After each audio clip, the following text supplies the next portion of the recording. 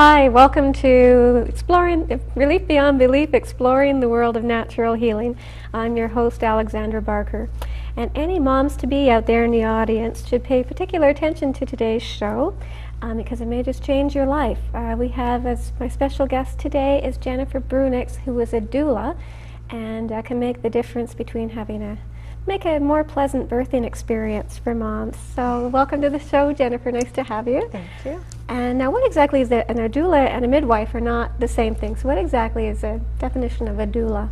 A doula is somewhat like a woman servant. It's a Greek word that means woman servant, woman slave. And basically that's what we do. We're there to be with the mother and the father, or the mother and her family, and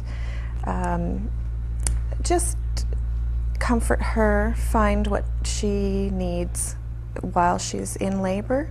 Also for just basic questions during pregnancy, and not medical. We're not there for medical reasons. We can't do medical exams or anything. That's what your doctor is for.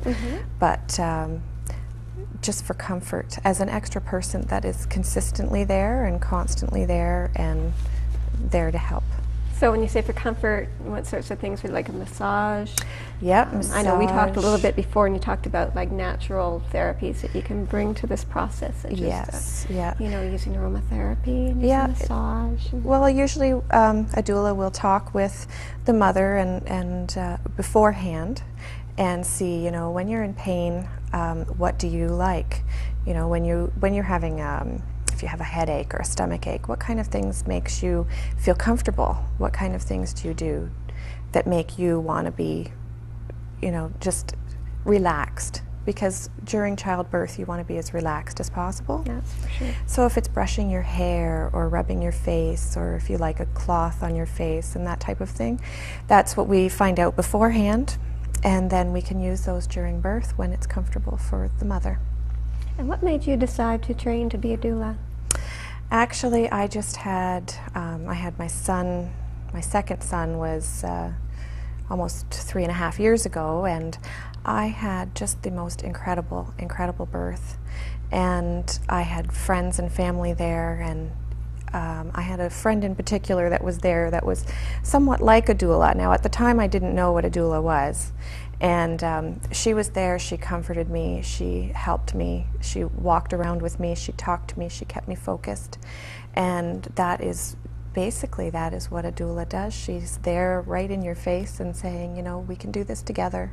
You know, you're not alone. And the partner oftentimes gets a little nervous when they see their partner in pain. And pain is a very hard thing for people to deal with.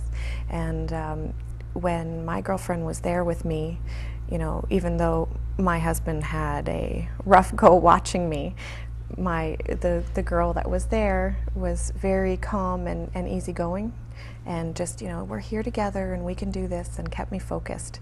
And you focus through the pain, and I mean, that made the birth incredible to have someone there and doing that. So. Well, and because the difference would be too that the doula would be experienced in everything that's going to be happening. That's right. And for the individual, even if it's not your first birth, things are different from baby Every to baby. time. I know you have 3, and they were all different. And I wish I'd known somebody like you, because it would have been really good. I mean, even things that that doctors and nurses are maybe just don't have the time to deal with some questions. Even parts of the labor, such as the transition. You know, if you don't understand what's going on, you don't realize how close you are to the end, and that's really not a good time to kind of cave and decide to, if you've been trying to do a natural birth and then transition happens and you think, oh my God, I can't do this any longer, but it's nearly done. And a lot of people don't think that. Yeah, they don't know that, and you aren't told as a rule. It's just, so when you're acting as a doula for a mom-to-be, now you would start a relationship prior to, you wouldn't just sort of, you'd walk into the... If possible, yes. We do try to establish a relationship beforehand. So you have that trust element and everything else as well. And then you're on call for whenever the baby is due. You're there, it doesn't matter what time it is. That's right. And usually the relationship continues for I don't remember now. You told me 3 months or At least before and 6 after? weeks Oh, usually is, okay. you know, 6 weeks. And I mean, sometimes we just develop a bond with the mother and father, and you know, it lasts forever.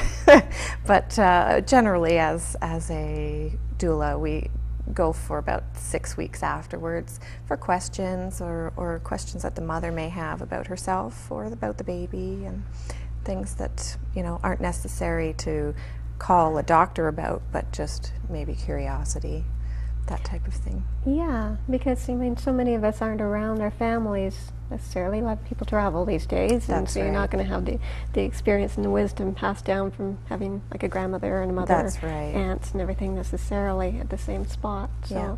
that would be, yeah, really beneficial. And there's also just some of the medical reasons why. It's not just a matter of maybe having somebody rub your feet and, you know, talk soothingly to you, but they can be watching for other things such as the postpartum depression. Yep. Yes, that's true. A lot of women, the doulas are trained to watch for just the postpartum symptoms. There's baby blues, which is, you know, just your general, Your hormones. yeah, your hormones type of thing. But if it Yeah. lasts longer than that, we're sort of trained to check to see if you may need a little more help than just the baby blues. And it's normal to get the baby blues, and it's normal to have the hormonal change afterwards. And postpartum depression is nothing to be ashamed of. It's just a chemical imbalance, just like if you had, you know, diabetes or that type of thing. It's just something that you can't control, and it's better to reach out and let somebody know that that's what's going on than to try and hold it in and hide it. Yeah. And in all cases you were mentioning before, it makes itself evident prior to the birth, so that you could even be watching and kind of go, okay, this looks like it's a red flag. Kind of Yes, exactly. And then you'd be prepared to help deal with that as well. With it after, yep. And especially after you do some, take a little bit of time looking after the babies, and the moms can get some sleep. Yeah, a lot of doulas will do that. We'll go to your house, and you know, we always want to see the baby afterwards, and so that's, I mean, it's nice to be there, and the mom can tell us all about her birth and what she liked and what she didn't like, and just the sort of, you know, it's nice. I mean, a lot of mothers, they just want to tell their story. You know, they want to tell it again and again. I mean, everyone wants to say about their birth, right? Yeah. So, especially after the baby's just new, and so it's nice to hear what they have to say about your help and the father's help, and how the nurses and doctors were, and that type of thing. So, Well, that's the other thing. You would be working with the mom, and you would get to know their partner as well, so that the two of you could assist with the mother. yes. Yeah, a lot of times the partner doesn't know exactly what to do, and it's nice to have a doula there where you can just say, okay, well, if she likes this, why don't you try rubbing her back, and I'll rub her feet, and you know, there's someone else there, and it gives them a break as well, that they can you know, go out and get a coffee, or you know, leave the mom without worrying about it, where you know, she's in constant care, and that the nurses aren't just coming and going, and you've left her sitting there while you get a coffee. You know, it's nice to know that there's somebody there, that, and also that the doula can go if you need time alone, private, and that she can go and grab him a coffee, or you know, grab him a sandwich or something to keep him going throughout. So, I mean, we're there for you as a mother and father, and you know, we really want to just help out any way we can. So, I mean, it's not uncommon to go and get ice packs or ice chips, or you know, heat up a pack in a microwave, you know, to help the mother. You can put it on her belly or on her neck and help relax her, and you know, that's sounds wonderful. And the stuff that, I mean, nurses don't have that time. They're far too overworked for that sort of thing. Yeah, I'm sure they would love to do too, but you know, well, how do nurses and doctors feel about having a doula? There's mixed reactions. It depends. I mean, a lot of women, or a lot of the doctors, I guess, think that, you know, we're there to interfere, and we really don't want to interfere with the birth process. We just want to comfort the mothers and let them know their choices and their options and the benefits and risks of things that are going on, and You know, there's a lot of machinery and a lot of things happening. And yeah, and it can get pretty scary. Yeah. Strapping monitors to you and yes, to the baby and all yes, kinds of things going on, exactly. and nobody's asking or telling, or you, as Exactly. you, the new mom. Yeah, So yeah, yeah, and that very- makes it more stressful.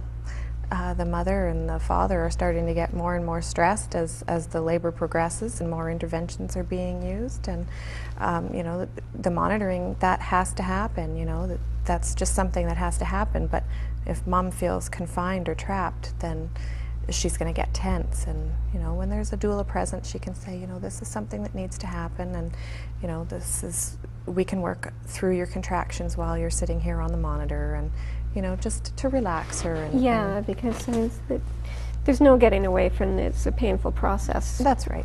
You know, any way you look at it. Yep. But the more relaxed you are, the more you can breathe into it, the more ease the mom's going to be, and the less painful. You know, you can reduce the impact of that.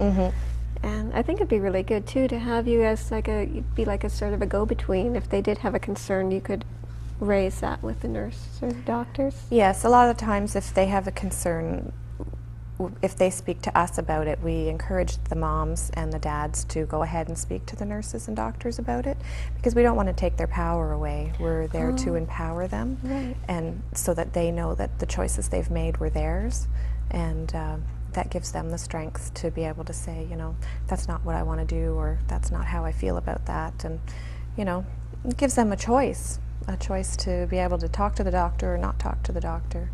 You know, a lot of times when you're just in your own pain, you don't feel like you can speak out and say anything. Yeah. So if It can be a very helpless feeling. Yeah, it can. So it's nice to be able to let them know that there are other options and choices, and to lay there and give birth. You know, you don't have to just lay there the whole time. You know, get up and walk around, and you know, do a slow dance is what we call it, with your partner, where you sway back and forth and help the baby come down. And there's some techniques and things that you can do throughout labor to help the progress go faster. So, and it's we're definitely going to get into more of that too. So just for our viewers out there, and we'll put up your information. If somebody was interested in having a doula, how would they go about, you know, yourself, I guess, or is there like an organization for them to match them up or something? There's a few different ways of finding doulas. There is Kappa Canada, and they have an internet service, and DONA, Doulas of North America. And there's also at the Siskin Center, there's in Trenton. There's phone numbers there on the board, or through Carolyn Thompson. You can also get information on doulas. Now, what's the difference between a doula and did we talk about doula and a midwife? So you're there for the process, but you don't assist in the birth at all. Right. So you're like from here up, you know, sort of thing. That's right. Okay, and it seems like, is it a new thing? Because I hadn't heard about one, you know, prior to like a year or so ago. I'd never heard of a doula, and I've had 3 babies, and nobody ever said, would you like a doula? You know, or anything like that. It's actually not a new process at all. It used to be grandmothers and mothers used to assist. There was always like the midwife, and 2 women used to assist a mother giving birth, and it was always, you know, family members. So now they've incorporated, because families are set apart, they've incorporated doulas into it. Oh, I'm glad that they did. And we're just going to take a break on that note, and we'll come back and talk about some of the ways. Going to give us some more pointers on just how to make the transition into the birthing process a little less dramatic. And maybe you just share with us the benefit of some of you've assisted 8 different births? Yes. What a process that must be. I mean, you're right there. You must be amazing. It is Must just be absolutely amazing. There is no doubt about it. And it's a big honor to be invited into someone's birth, and to be there for someone while they're having like the biggest moment of their life, besides, you know, their wedding, basically.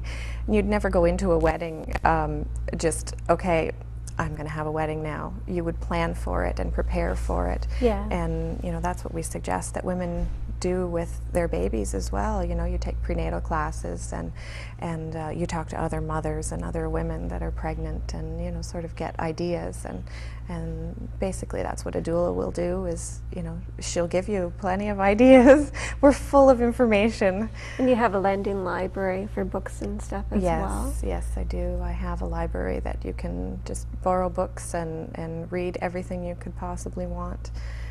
Well, what are some of these ideas just to help ensure, so you've done everything, you've been taking your vitamins and watching your diet and exercise and everything else, what other sorts of things could help, you know, barring any complications, lead to a smoother, more pleasant delivery for the mom? Well, definitely in early labor to walk.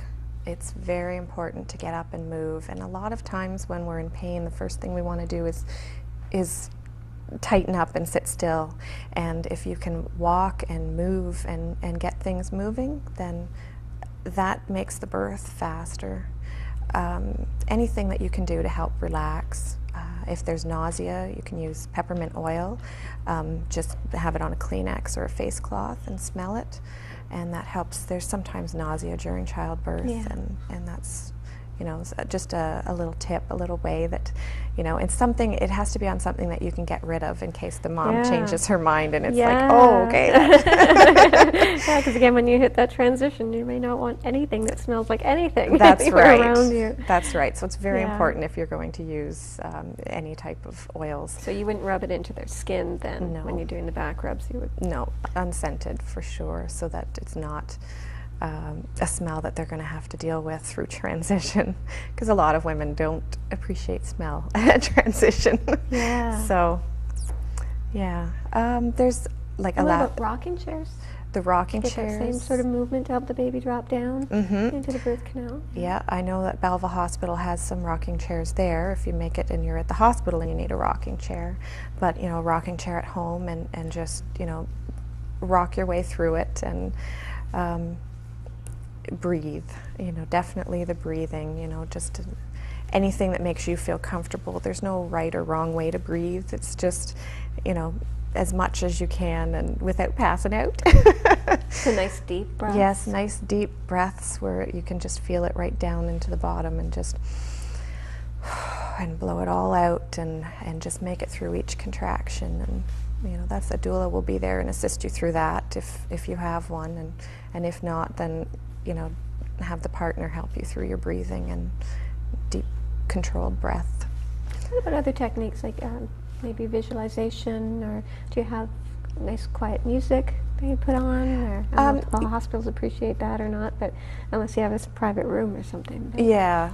And in the birthing room, you usually have a private room, and if you bring your own radio, you could put on something that you relate to as relaxing, and also like the slow dancing that I had talked about, where you dance with your partner and there's a special technique for that. Yes. Yeah. So basically, the mom just sort of hangs there, and the dad holds her up, and you sway back and forth, and you know, breathe through it, and that's definitely. And he can rub her back and deal with the spots that are hurting. A lot of women get back labor, and you know, you can deal with the rubbing her back while she's swaying. And also a birth ball is a... No, I've never heard of that. Is that like those big exercise balls? Yeah, it's kind of like a big yoga ball. Oh yeah? Yes, but it needs to be able to withstand your weight. So yeah, it's a big ball, and you can sit on it, you can lay on it, you can lean on it,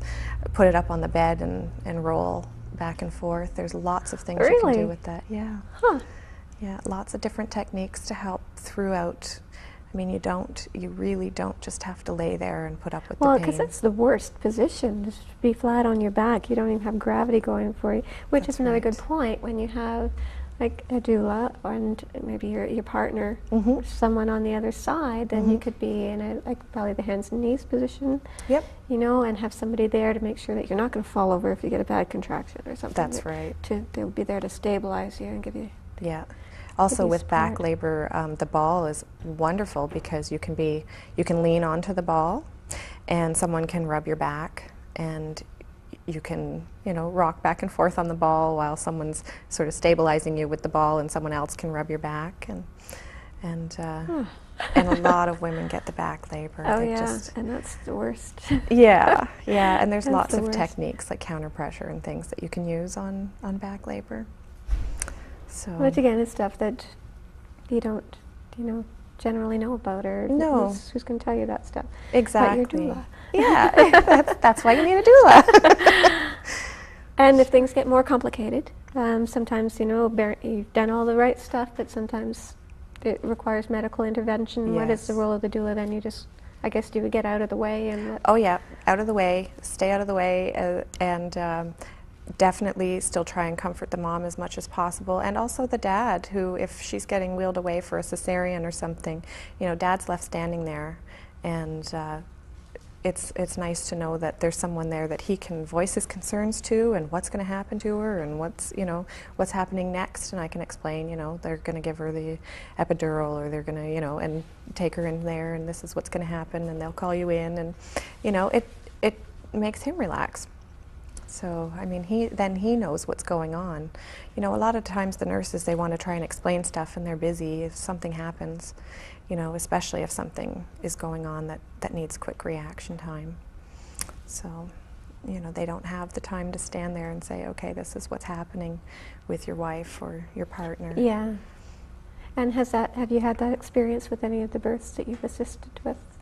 No, I haven't. I have been in with a cesarean. I have been there for two women in the cesarean, where it was a planned.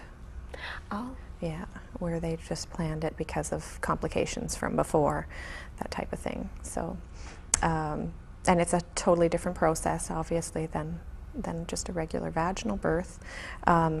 Both are birthing. A lot of women feel that cesarean is not actually giving birth, and you really do. I mean, the end result is a baby, and the end result is what you want, is a healthy baby. And Yeah. so if that's what needs Well, to be that's the done. thing. If you can bring the baby into the world under a more calm atmosphere and less stressed out yourself, it's going to really ease it we're talking a lot about the moms here, but obviously those benefits are going to translate to the baby as well. That's right. Yeah. And speaking of the baby, then you got the whole adjusting the mom to the baby, and you're there to help with that as well. And right from assisting, should the mother want to nurse the baby, there's techniques for that. Yes. That you sometimes need some help with that, getting the baby to really open their mouth wide Yep. as they can. Yep. So I was talking to that compared it to a little baby bird. That they That's have to right. really be ready to be fed, Yep. and then they will latch on, which would help alleviate cracked nipples and a lot of those problems. Yes. Yeah. As well. There's positioning, different positions, and Yeah. things that mothers need to watch for while they're feeding their baby, and also, I mean, with bottle feeding as well. Just most doulas don't want to judge. That we're not there to judge you whether you bottle feed or breastfeed. So, Right. Or even if you wanted to use drugs or not. That's right. During the Medication, process. you need medication, you go for medication. That's something to ask a doula when you're hiring her. Yeah. Is if you know that you want medication, it's important to ask the doula how she feels about medication or bottle feeding or breastfeeding, so that you know you're matched. Yeah, you want to be matched up with the proper doula. Yeah, Yeah. and that's important. And there's how many? I don't know. Throw a statistic out there, but are there a lot of doulas in these organizations? How many? Oh yeah, in this area, I know for sure we have at least 20 doulas just in the Quinte area. Wow. And basically, it's been through word of mouth and a bit of advertising, but they're not well known yet. And I know in Toronto and Ottawa, it's much more known about a doula. So that's, it's nice to get out there and let people know that these are options that you can have, that you don't have to feel alone giving birth. In this area with the base as well, a lot of the men, the husbands, and they get deployed, and Mom might be all by herself, long way from home. Yeah, all by herself, has no family, has nothing, and you really don't have to be alone, and that's I think that's the most important part, is that you can feel connected to another woman and be with that person throughout labor and delivery, and it really, really does make all the difference in the world when there is someone else there with you. Oh, I just think it would be wonderful. I know it's something I'm going to do when my children are ready to have children. And it's a great gift. It's, you know, if people are wondering, you know, what should I get the mom to be? You know, go ahead and because it's actually surprisingly reasonable for the amount of hours that you put in, and we won't talk about that on the show, but it seemed remarkably reasonable to me. It really is. It really is. A lot of doulas, we're not there for the money. You know, we have other jobs.